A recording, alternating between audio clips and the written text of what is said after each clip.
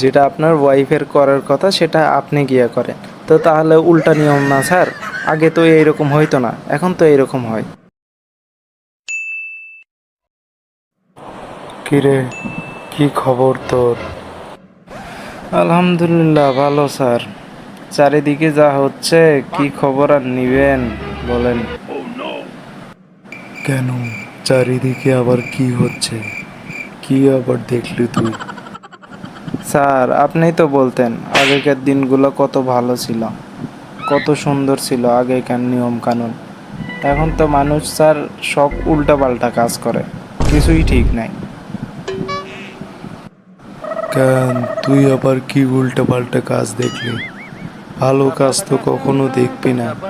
তোর চোখে তো সবসময় উল্টা পাল্টা কাজই ধরা পড়ে, তাই না? উল্টা না তো কি স্যার, দেখেন আগে মানুষ খাওয়া দাওয়া বাসায় করতো আর বাইরে যেয়ে বাথরুম করতো, কিন্তু এখন বাইরে যেয়ে খাওয়া দাওয়া করে আর বাড়ির ভিতরে আসে বাথরুম করে। মানে এখন সব জায়গায় তো স্যার অ্যাটাচ বাথরুম, তাই না? তারপরে দেখেন বিয়ে বাড়িতে যেটা হয় সেটা হচ্ছে, আগে কি করতো মহিলারা, মানে বাড়ির মহিলারা কি করতো, রান্না করতো আর নাচার লোক বাইরে থেকে নিয়ে আসা লাগতো, তাই না?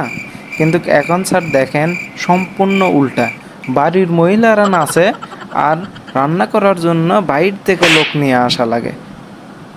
আগে স্যার বাড়ির লোকজন বাইরের লোকজনের নাচ গান দেখতেছিল, আর এখন বাইরের লোকজন আসে আসে আপনার পরিবারের লোকজনের নাচ গান দেখে যায়। তো স্যার এটা কি সিধা নিয়ম নাকি উল্টা নিয়ম? আগের চাইতে সম্পূর্ণ উল্টা। হুম, তা তো ঠিক বলছিস। এটা তো আসলেই সত্যি। শুধু এটা না, আরও আছে স্যার। আগে দেখেন বাড়ির পুরুষেরা কি করতো, সকালবেলা বাসায় থেকে বেরোইতো, কাজে যাইতো এবং রাত্রে বাসায় ফিরতো। এখন কি হয়, এখন বাসার পুরুষেরা তাড়াতাড়ি কাজে যায় এবং তাড়াতাড়ি বাসায় ফিরে। কারণ হচ্ছে তার ওয়াইফেরা একটু পরপরই ফোন দেয়, কোথায় আছো, কি করো, কোনো মেয়ের সাথে আছো কি না। আগের চাইতে খোঁজ খবরটা এখন বেশি নেয়, এই জন্য পুরুষেরা কি করে, তাড়াতাড়ি বাসায় ফিরে তাদের ওয়াইফদের সময় দেয়। কেউ যদি বাসায় সময় দিতে চাই বাসায় সময় দেয়, কেউ বাইরে নিয়ে যায়, ঘুরতে নিয়ে যায়। কিন্তু আগে এই ফোন ছিল না এবং তাদের সাথে এত যোগাযোগ হইতো না, বাসায় সময়টাও অনেক কম দিত। সকালে বাসায় থেকে বের হইতো এবং রাত্রে বাসায় ফিরতো। কিন্তু আগে দেখেন তারা জয়েন্ট ফ্যামিলিতে ছিল, আর তখন বাচ্চা কাচ্চাও অনেক বেশি হইতো। আর এখন তারা থাকে সিঙ্গেল ফ্যামিলি, বেশিরভাগই সিঙ্গেল ফ্যামিলি।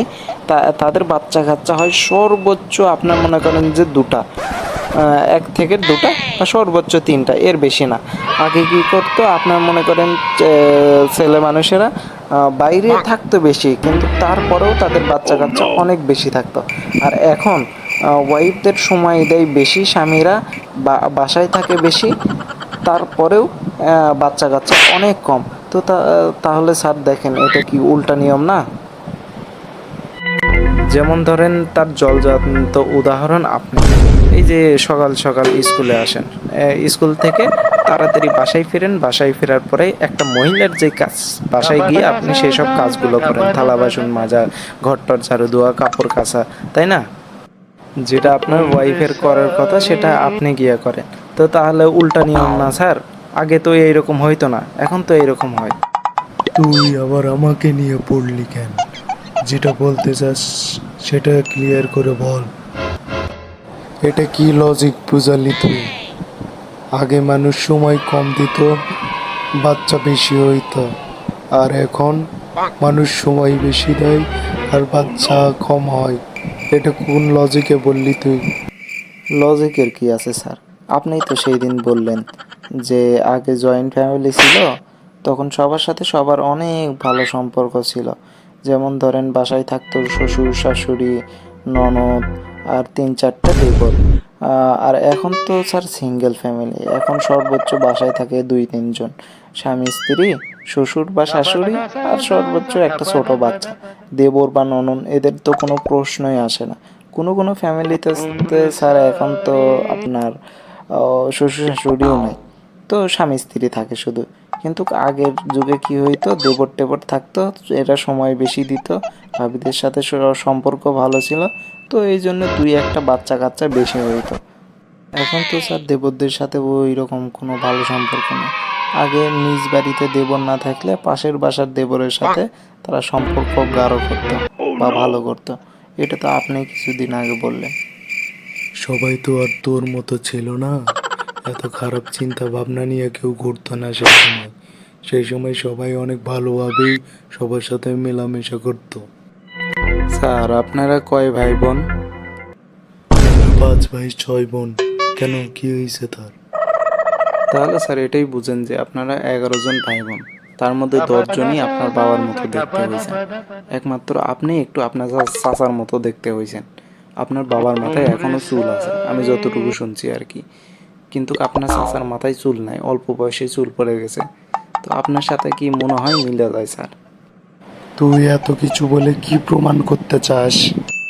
প্রমাণ না স্যার, একটু চেক করে দেখলাম যে আগের দিনগুলো ভালো ছিল না এখনকার দিনগুলো, তাছাড়া কিছু না স্যার, আপনি পার্সোনালি কিছু নিয়েন না। তুই পালালি কেন? তুই থাম। আমার জীবনের সবচাইতে বড় ভুল যে আমি তোর সাথে পরিচিত হয়েছি, এটা আমার জীবনের সবচাইতে বড় ভুল। আজকে আমি সেটা বুঝতে পারতেছি। তুই পালাস না, তুই থাম। 1 মিনিট দাঁড়া, তোরে আজকে না মারলে আমার রাতে ঘুম ধরবে না। তুই 1 মিনিট দাঁড়া। বন্ধুরা, ভিডিওটা যদি তোমাদের ভালো লেগে থাকে তোমরা লাইক কমেন্ট শেয়ার অবশ্যই করবা, এবং তোমরা অবশ্যই বলে যাবা যে আগেকার দিনগুলো ভালো ছিল না এখনকার দিনগুলো ভালো আছে। ধন্যবাদ।